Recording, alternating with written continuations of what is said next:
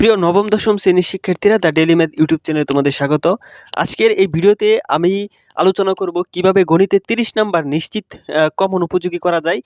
তো যারা হচ্ছে এসএসসি 2027 এবং 28 ব্যাচ, এছাড়াও যারা নবম শ্রেণী এবং দশম শ্রেণীতে পড়তেছো, তাদের জন্য অর্ধবার্ষিক, বার্ষিক এবং বুট পরীক্ষা সকল পরীক্ষায় কিন্তু এই 30 নাম্বারের যে সাজেশন, সেই সাজেশনটা আমি দিব। তো ভিডিওটা মনোযোগ সহকারে দেখবা, তাহলে কিন্তু খুব সহজেই বুঝতে পারবা। দেখো, আমি যদি তোমাকে প্রথমে প্রশ্ন করি, এই গণিত সাবজেক্টে তোমার কত নাম্বারের পরীক্ষা হয়? গণিত। তো এই গণিতটা আমাদের তোমরা সবাই বলবা যে এটা হচ্ছে আমাদের 100 নাম্বারের পরীক্ষা হয়। কত নাম্বার? 100 নাম্বার। এই 100 মার্কের মধ্যে তো হচ্ছে আমাদের ভাগ থাকে। একটা হচ্ছে আমাদের সিকিউ, হ্যাঁ, এখানে থাকে 70 মার্ক। আর আরেকটা হচ্ছে এমসিকিউ। তো এখানে থাকে আমাদের হচ্ছে 30 মার্ক। তো এখন এই কিভাবে আমরা 30 মার্ক পেতে পারি, দেখো একটা সিক্রেটে। তো এই 70 মার্ক থেকে কিন্তু আমাদের আবার ভাগ থাকে। এখানে আমাদের দুইটা ভাগ, একটা হচ্ছে 5টা সৃজনশীল থাকে, 5টি সৃজনশীল। তো এখানে হচ্ছে 10 কইরা, তাহলে হচ্ছে আমাদের 50 মার্ক। আর এখানে হচ্ছে সংক্ষিপ্ত। এই সংক্ষিপ্ত থাকে কতটা? সংক্ষিপ্ত থাকে হচ্ছে আমাদের 10টা দিতে হয়, যেখানে 2 কইরা হচ্ছে আমাদের 20 মার্ক। তো বুঝতেই পারছো তো কিভাবে দেখো তুমি 30 মার্ক একদম পরীক্ষার হলে কমন নিয়ে যেতে পারবা, সেই বিষয়ে কিন্তু আমি বিস্তারিত আলোচনা করার চেষ্টা করব। তো দেখো, এখানে এই 5টা সৃজনশীলের আবার আমাদের ভাগ আছে। কি কি ভাগ? হচ্ছে আমাদের ক বিভাগ, যেটাকে আমরা বীজগণিত। তারপরে হচ্ছে খ বিভাগ, এটা হচ্ছে আমাদের জ্যামিতি।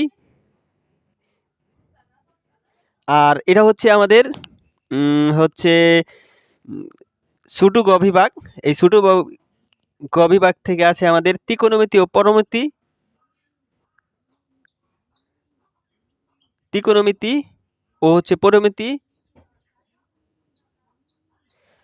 তো হচ্ছে আর হচ্ছে আমাদের এই ভর ঘ বিভাগটা, এই ভর ঘ বিভাগটা হচ্ছে আমাদের পরিসংখ্যান। তো পরিসংখ্যান, তো এটা তোমরা সবাই জানো। এই 5টা থেকে আমাদের প্রত্যেক বিভাগ থেকে কি করা লাগবে? একটা একটা আরেকটা আরেকটা 4টা দিয়া ইচ্ছা মতো হচ্ছে তোমরা নিজেদের ইচ্ছা মতো যে কোনো একটা দিতে পারবা এই 3 বিভাগ থেকে। তো এখন যদি এই 3 বিভাগ থেকে দেও, তাহলে দেখো এখানে টার্গেটটা হবে কি? পরিসংখ্যান সবচেয়ে ছোট একটা অধ্যায়। তো এই পরিসংখ্যান থেকে তোমরা কি করবা? 2টা সৃজনশীল দেওয়ার চেষ্টা করবা। কয়টা? 2টা। তো এই 2টা সৃজনশীল দিলে 20 মার্ক। কত মার্ক? 2টাতে 10 করে 20 মার্ক কিন্তু তুমি এখানে পেয়ে যেতেছো। অর্থাৎ এই পরিসংখ্যান অধ্যায়টা যদি তুমি জাস্ট ফলো করো, তাহলে কিন্তু খুব সহজেই তুমি 30 মার্ক পেতে পারবা। কিভাবে? দেখো, এই পরিসংখ্যানে আহামরি কিছু নাই। পরিসংখ্যানে মাত্র কি আছে? এই পরিসংখ্যানে 6টা রত্ন আছে। এই 6টা রত্ন যদি তোমরা কভার করো, তাহলেই কিন্তু 30 মার্ক কভার হয়ে যাবে। তো এই 6টা রত্নের মধ্যে আমি প্রথমে খ নাম্বার যে প্রশ্নটা থাকবে, খ নাম্বার প্রশ্নের মধ্যে 6টা রত্নের মধ্যে 3টা রত্ন হচ্ছে গড় নির্ণয়, তারপর হচ্ছে মদ্যক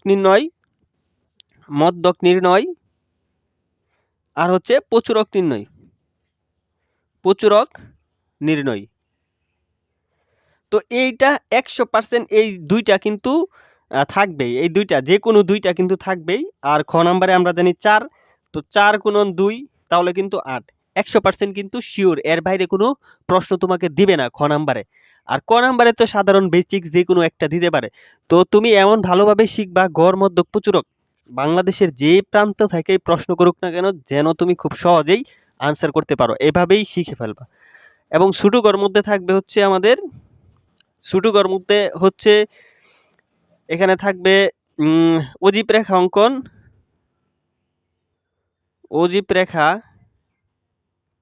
তারপরে হচ্ছে বহুভুজ অঙ্কন,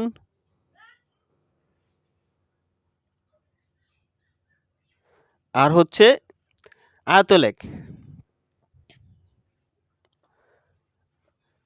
এই আয়তলেখ অর্থাৎ এই 3টা রত্ন, আর এই 3টা রত্ন হচ্ছে ভালো করে শিখে নিবা, তাহলেই কিন্তু 100% কমন পাবা। কত পার্সেন্ট? 100%।